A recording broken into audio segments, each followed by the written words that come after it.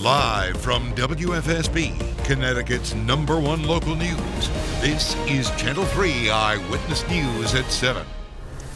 First up right now at 7, we are live with the coronavirus on our Channel 3 streaming news app. The state's positivity rate is once again up to nearly 6% tonight. Hospitalizations are still a concern. We are now at up 54 from yesterday, and 20 more people have died in the past day as well. Now tonight, vaccine advisors at the CDC voted to recommend that healthcare workers and residents in long-term care facilities will be the first ones in line to get the vaccine. Meanwhile, planning is well underway in Connecticut to distribute thousands of doses by the end of this year. Our state could receive 20 to 40,000 doses initially. Chief Capitol reporter Susan Raff has more on what we're learning about how it will all be given out. With COVID cases on the rise, there is some hope. Vaccines by Pfizer and Moderna are now waiting for approval. And I understand that is very, very different than any other vaccine that's ever been out before, but I think that the science behind it is sound, and I feel that the vaccine itself is not only very effective, but also safe. Hartford Healthcare expects to distribute a COVID vaccine to the general public starting in early spring. But those on the front line are likely to get the vaccine sooner.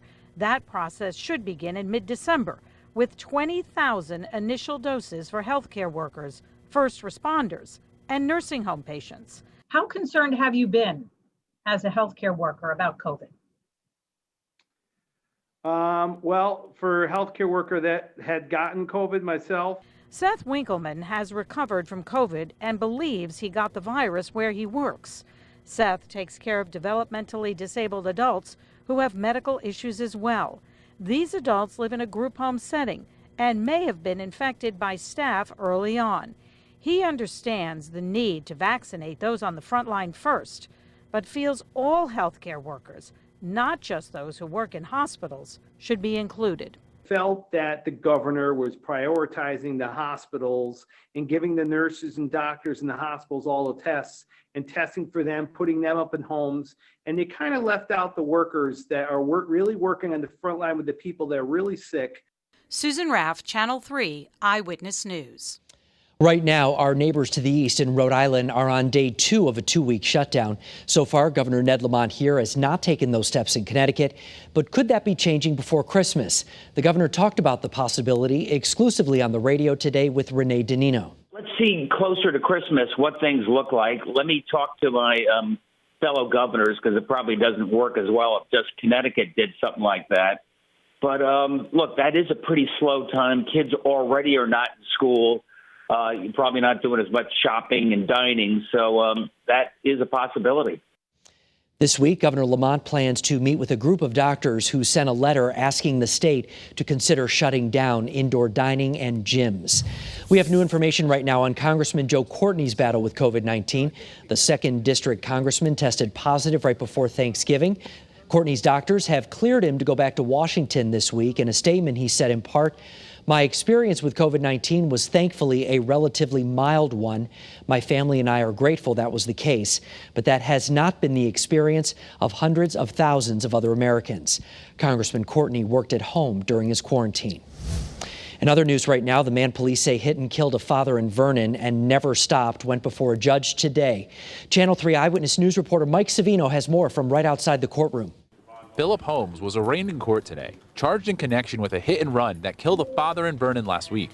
Holmes posted a $100,000 bond and didn't talk with reporters outside. I have no comment right now. Police say the 41-year-old Summers man struck and killed Andrew Agarwala, a father from Vernon. Agarwala was walking the family dog shortly before 3 p.m. when Holmes hit him. All I heard was an impact. And by the time I got from here to there was no cars around. Whoever did it kept moving real fast. Police say they found debris belonging to a Hyundai Sonata. Surveillance video from 2 nearby homes shows a gray Hyundai Sonata around the time of the crash. One approaching the scene, another driving away with damage. Police set up a checkpoint near the scene a day later. They say Holmes came through driving the gray Sonata with damage to the right front. Investigators say Holmes initially told them someone at work hit his car, but upon further questioning, admitted he got into an accident. He told police he thought he hit a mailbox. According to court documents, Holmes said, "I'm not saying that I didn't, and I'm not saying that I did, I just don't know." And, "Oh man, I'm not that kind of person and I would have stopped had I known." Meanwhile, a GoFundMe has been created to help Agarwala's family. He was especially active with the Vernon Soccer Club. The club said last night that he was their Volunteer of the Year for 2020 and was also nominated for a regional award. Mike Savino, Channel 3 Eyewitness News. All right, yesterday we were dealing with a big wind and rainstorm. Today, relatively quiet to start out the month of December. Early warning PINPOINT Doppler shows that most of the state is dry. There might be a couple of showers or flurries in western Connecticut, maybe a few ice pellets, but that's really about it. Hartford, it's chilly. It's 46 degrees. We had temperatures in the low 60s shortly after midnight, but right now the temperature is dropping. 46 in Hartford, 41 in Waterbury, where you can see some clouds overhead. And there's our ICAM in New Haven, 47 degrees there, looking at the beautiful Pearl Harbor Memorial Bridge. So temperature-wise, we're in the 40s. There's even some upper 30s in the northwestern hills right now, but most of us are in the 40s, and we still got a pretty strong west to southwesterly breeze as high as 17 miles an hour in Windsor Locks, 16 miles an hour in Groton. This will tend to diminish a little bit tonight, but it's not going to completely go away. And when you factor the temperature and the wind together, we have wind chills right now that range from 32 in Salisbury to 42 in New Haven. So it's certainly jacket weather this evening. On this first evening of December, you can see a couple of showers in the hills. But we're kind of like in the better part of this storm. We got heavy rain across Maine and Canada and snow off to our west. And here in Connecticut, most of us are dry. So Futurecast shows that we'll have partly cloudy skies tonight, and tomorrow a partly sunny, breezy day, chilly too, but mainly dry. Now there might be a snow shower or two in the northwestern hills, otherwise an okay day. And then Thursday, high pressure moves in to give us the nicest weather of the week, mostly sunny skies for your Thursday. So lows tonight will range anywhere from 30 to 38, which is not terribly cold for early December. But tomorrow is going to be seasonably chilly with high temperatures mostly in the low and middle 40s, close to the normal high for the second day of December. Thursday will be okay, mostly sunny and breezy, a high of 49. Then Friday, it looks like we'll cloud up. A couple of showers will develop, a high near 50. And over the weekend, we could be dealing with a rainstorm on Saturday. Potentially, the rain could get heavy at times, and that should end Saturday night, leaving us with a better Sunday, becoming partly sunny but windy and cool, highs in the 40s. And Monday and Tuesday look dry and chilly, highs in the low 40s and nighttime lows in the 20s. And for the shoreline tomorrow, we're going for a forecast high of 47.